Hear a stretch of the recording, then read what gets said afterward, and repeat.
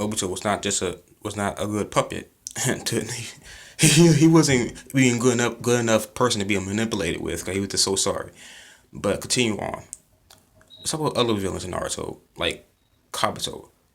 Kabuto, in a way, was also being manipulated by Orochimaru, and but in a way, he could say that he still was being heavily influenced by Orochimaru because he tried to become Orochimaru, and that whole thing of Itachi was telling him like, you don't, in order to know yourself, you have to detach yourself from other individuals and all that stuff, But that's even basically Kabuto was he wasn't a puppet, but he was a copycat villain.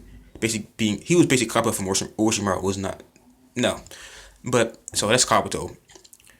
And and the next villain, which probably I think is the best villain in the Naruto series, is Orochimaru, because Orochimaru was the only nigga in the whole series, not the only one, yeah, but yeah, the only one in the whole series that had no connection with anything, no Uchiha, no Senju, no Kaguya, no tree, no nothing. Even Kawato was connected with Orochimaru, and no, nothing. Orochimaru was just Orochimaru, which I like about him, and also like his ambitions, cause like his he tried to he was doing the very opposite of what it means to be puppet or to be manipulated by anybody.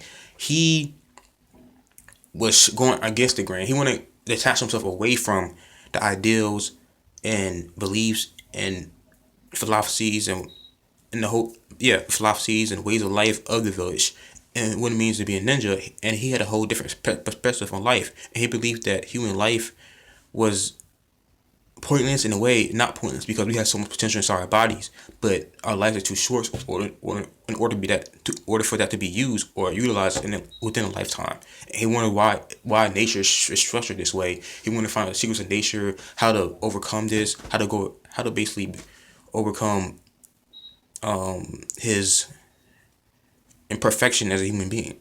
And he questioned what it means to be human, questioned life, the universe, not the universe, but as in nature in the whole, and all the other stuff. And that's why you become immortal. So he mastered all the jutsu, get all the knowledge, attain everything, and he's just an interesting villain that way.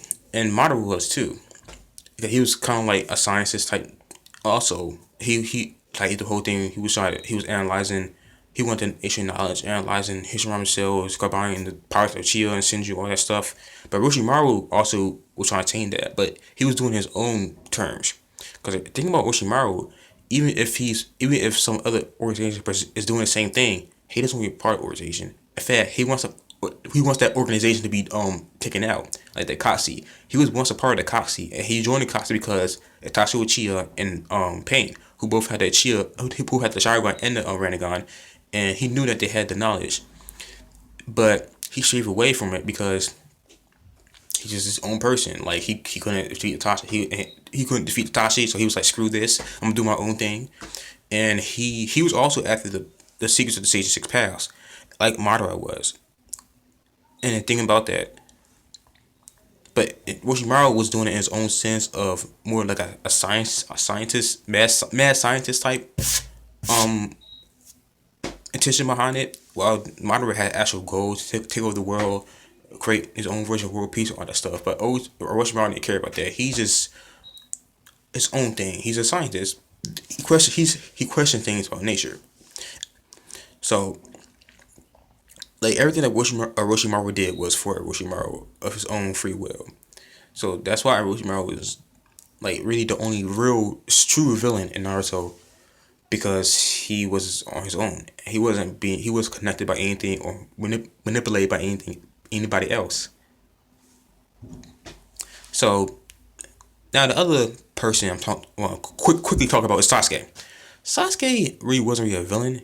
I would say he's more antagonist, and I guess you say he was being manipulated by Obito, and not he wasn't really being manipulated by Orochimaru, but more so Obito. Obito was trying to do the same thing that he did to Nagato to Sasuke, in which Obito was actually have been done by the same thing by Madara. I don't think I was right, but oh well. Yeah. But Sasuke wasn't really didn't care about him. And in fact, as soon as he landed So when Sasuke went to join the war, he was like, "Let's kill these two motherfuckers so to get out of my way, so I can do my thing." So Sasuke wasn't really a puppet. He's trying to not be a puppet, but in a way, Sasuke just I think Sasuke allows himself to be manipulated in order to eventually manipulate the situation himself for his own goals. But in a way, so I don't know.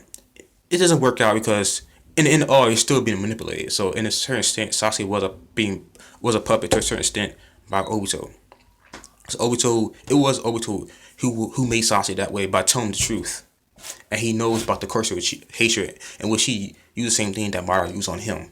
So that's still the Sasuke still part of the chains of strength, or the still part of the string of events or the string of puppets along the main major Naruto villains. So that's it for today. That's the video, and those are my ideas, and I think they're logical. So this is D Hop, aka the Weak Hopkins, and I'm out. Oh, peace. So out.